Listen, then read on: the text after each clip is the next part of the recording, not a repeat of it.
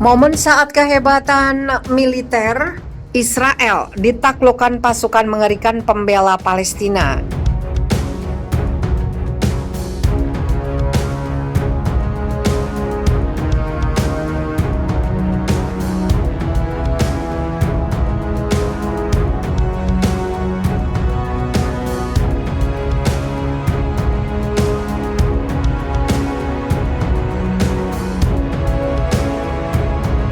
Pada Agustus berlangsung pertempuran sengit antara pasukan Israel dan para Lebanon. Peperangan antara dua kekuatan militer yang tidak seimbang itu seharusnya dimenangkan oleh militer Israel yang didukung oleh jet-jet tempur mutakhir dan tank andalannya bernama Merkava. Tapi dalam pertempuran yang berlangsung selama 34 hari dan berakhir dengan gencatan senjata itu, pasukan Israel ternyata harus mengakui keunggulan para pejuang. Apalagi sejumlah tank Merkava yang menjadi simbol kejayaan militer Israel di medan tempur berhasil dirontokkan oleh rudal-rudal canggih yang dimiliki para pejuang. Peperangan dahsyat antara pasukan Israel dan pejuang sebenarnya tidak terjadi begitu saja karena memiliki latar belakang sejarah tersendiri. Pada akhir 1989, perang saudara yang berkecamuk selama 15 tahun di Lebanon berhenti atas jasa mediasi pihak Arab Saudi dan Amerika Serikat. Pihak-pihak yang bertikai pun sepakat untuk menandatangani surat perjanjian damai, kemudian disahkan kembali pada tahun 1991. Suriah yang ikut berperan besar dalam proses perjanjian itu selanjutnya mendapat tugas untuk mengawal proses perdamaian. Tugas utama pasukan Suriah adalah melucuti senjata sejumlah milisi yang semula bertikai seperti milisi Palangis, Druze, Al-Amal, dan lainnya. Tapi secara diam-diam pasukan perdamaian Suriah menerapkan taktik akal bulus dengan tidak melucuti persenjataan kelompok yang berada di Lebanon Selatan. Alasannya ini tidak terbukti terlibat dalam perang saudara Lebanon yang telah mengutamakan penggunaan senjatanya untuk memerangi pasukan Israel yang masih menduduki sejumlah wilayah di Lebanon. Israel pun menjadi sangat kecewa atas sikap pasukan perdamaian Suriah yang sangat merugikan pihaknya. Tanpa berpikir panjang, pasukan Israel pun kemudian melancarkan serangan besar-besaran ke Lebanon Selatan dengan tujuan menghancurkan kekuatan dan menarik simpati rakyat Lebanon. Namun serangan Israel ke Lebanon justru menimbulkan kehancuran dan membuat marah rakyat Lebanon, kemudian malah mendukung. Roket-roket pun makin banyak menghujani wilayah Israel sehingga membuat pemerintah Israel frustasi. Pada bulan Juli sampai Agustus, pasukan Israel kembali melancarkan serangan besar terhadap satu strategi tempur yang menandakan pasukan Israel tidak belajar dari pengalaman sebelumnya.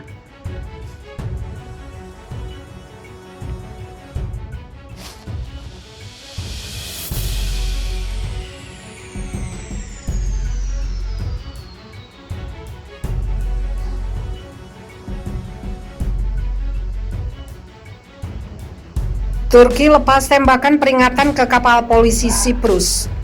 Sebuah kapal penjaga pantai Turki melepaskan tembakan peringatan ke sebuah kapal polisi Siprus yang sedang berpatroli di lepas pantai utara pulau itu Jumat 16 Juli.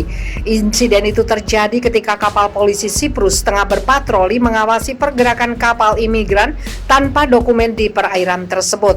Kantor berita Siprus melaporkan kapal polisi mereka melihat kapal penjaga pantai Turki sekitar 11 mil dari pelabuhan nelayan Katopirgos. Pelabuhan itu terletak tepat di barat garis gencatan senjata PBB.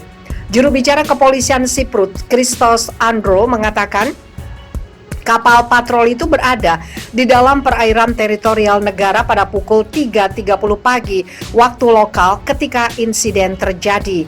Andro mengatakan kapal polisinya tengah melakukan patroli reguler untuk memeriksa pergerakan kapal imigran gelap karena daerah itu adalah titik temu para imigran yang datang dari Turki. Awak kapal patroli yang beranggotakan 3 orang melihat niat kapal Turki dan kemudian mencoba menghindari insiden sehingga berlayar menuju ke tempat penampungan ikan di Katopirgos, kata Andrew seperti dikutip AFP. Pada jarak 4 mil laut dari tempat penampungan, kapal polisi laut menerima tembakan peringatan dari kapal penjaga pantai Turki. Kemudian, karena tidak jauh dari pantai, penjaga pantai Turki keluar dari wilayah pendudukan Siprus Utara.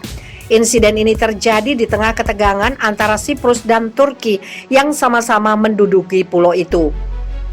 Pekan depan, Presiden Turki Recep Tayyip Erdogan berencana mengunjungi perbatasan Siprus-Turki di utara demi memperingati penyerbuan Turki pada 1974 ke wilayah itu. Di sisi lain, kepolisian Siprus terus meningkatkan patroli darat dan laut sejak pemerintah mengumumkan keadaan darurat pada Mei lalu. Status darurat itu menyusul maraknya imigran Suriah yang datang ke negara itu. Sebagian besar imigran memasuki daerah yang dikendalikan pemerintah Siprus secara ilegal melalui zona penyangga PBB. Siprus meminta bantuan Uni Eropa untuk mencegah arus migran ilegal dari Turki sebelum mereka mencapai negara itu.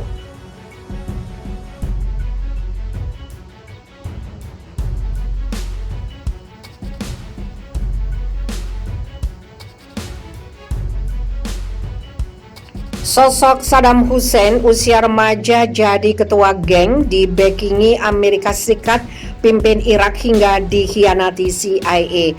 Nama Saddam Hussein sosok tokoh yang sangat dikenal dunia. Ia merupakan mantan presiden Irak. Gaya kepemimpinannya yang tegas dan otoriter membuat para lawannya ketakutan. Saddam Hussein sosok yang berani dan paling ditakuti oleh Amerika Serikat. Saddam Hussein yang awalnya dibackingi Amerika Serikat malah berujung sebaliknya. Ia ditangkap oleh pasukan Amerika Serikat pada 13 Desember 2003. Nasibnya pun berakhir tragis, bahkan disebut-sebut di penjara dengan cara tidak manusiawi sebelum dihukum mati. Sebelum ditangkap oleh pasukan Amerika Serikat selama 9 bulan, Saddam Hussein berada dalam persembunyiannya. Ia bersembunyi setelah dikudeta oleh rakyat Irak pada 20 Maret 2003 oleh Amerika Serikat yang melakukan invasi ke Irak. Invasi tersebut didasari atas tudingan Amerika Serikat kepada pemerintahan Saddam. Ia dianggap telah menyimpan senjata kimia. Meski demikian, tudingan itu tidak pernah terbukti. Saddam Hussein jadi ketua geng. Saddam Hussein lahir tahun 1937 di Tikrit. Kehidupan masa kecilnya sangat keras. Dia bahkan sampai membekali diri dengan senjata saat keluar rumah. Ia menjadi jagoan dalam berbagai bentrokan. Usia 16 tahun menjadi ketua geng jalanan.